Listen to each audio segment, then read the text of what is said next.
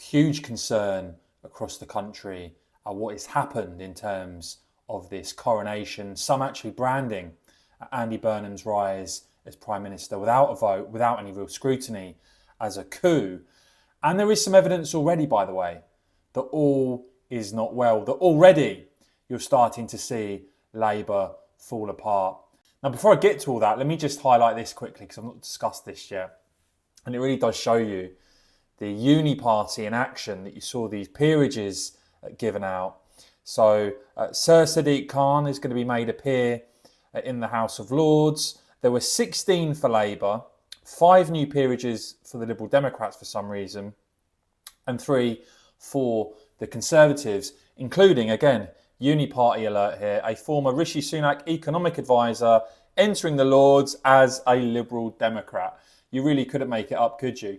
And to have that system, the unelected House of Lords, increasingly resembling something out of communist China, somehow excludes the most popular party in the country, the party that has led hundreds of the last opinion polls, totally excluded from the process. It really does serve to show you what an establishment stitch-up Westminster currently is. Indeed, there only seems to be one party that actually thinks there should be a general election. Nigel Farage has said that Andy Burnham's rise to Prime Minister is a coup and that there should be a general election. And he seems to be the only party leader actually saying this. Andy Burnham has no mandate whatsoever to bring about the biggest change for 40 years in British politics, and downstream from that, the biggest change in this country in 40 years. The Conservatives don't want an election. Funny that. The Liberal Democrats don't want an election. Funny that. The British people clearly, in opinion polls, by a large majority, do want a new general election, especially if there's a Prime Minister who comes in with no mandate and wants to make fundamental change. As to what the government's going to look like, well, you had, of course, David Lammy behave like a little lefty student, completely embarrassing himself in terms of serious politics. And now we've got Ed Miliband as Foreign Secretary.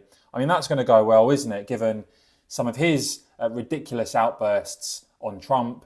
Well, he actually said on this Piers Morgan interview, apparently, I saw the clip, I think, you know, I'm really popular in Britain. No, you're not.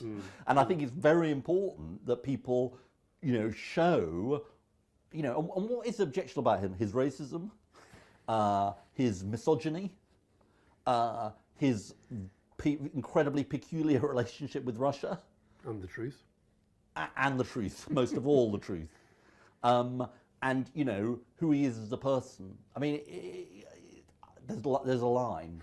But what is Andy Burnham actually doing? Well, watch to the end of this video because I've got my own theory on where this is all leading. And I really do want to know if you agree with my thoughts and predictions on this or not. But we've seen Andy Burnham quickly talk about giving people more breathing space, to cut some tax on household bills, to cut VAT from electricity bills. But already now you're seeing allies of Keir Starmer pointing out here that they are not very happy that they've all been kicked to the curb in terms of the top team in the government.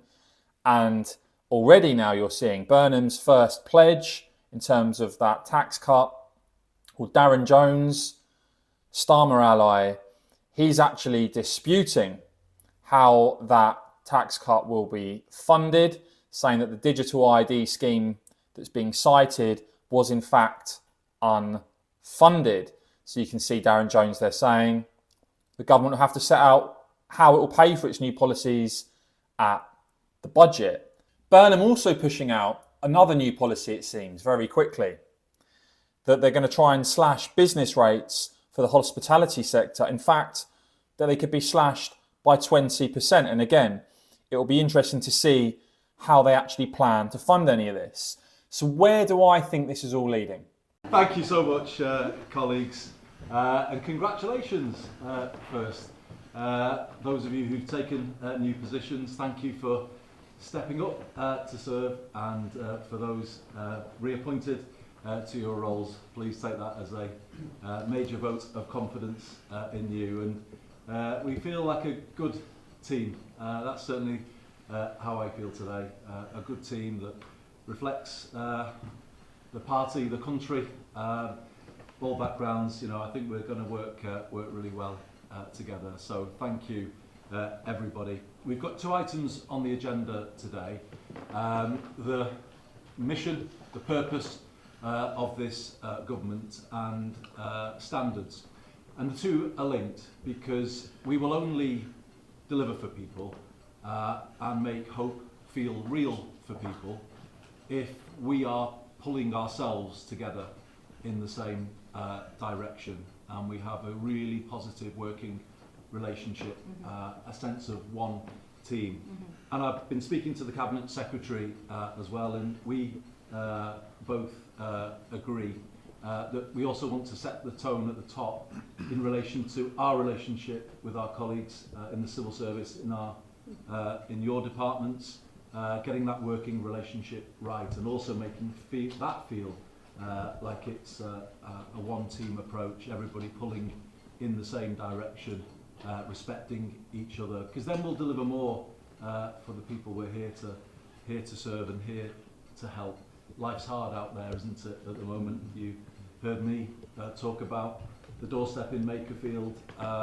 We need to every day think, well, what can we do just to take that little bit of pressure off people's shoulders, just to give them that little extra sense that help is coming, so that they can have that bit of hope that things are getting better. And that's the mission that we've got to set ourselves together.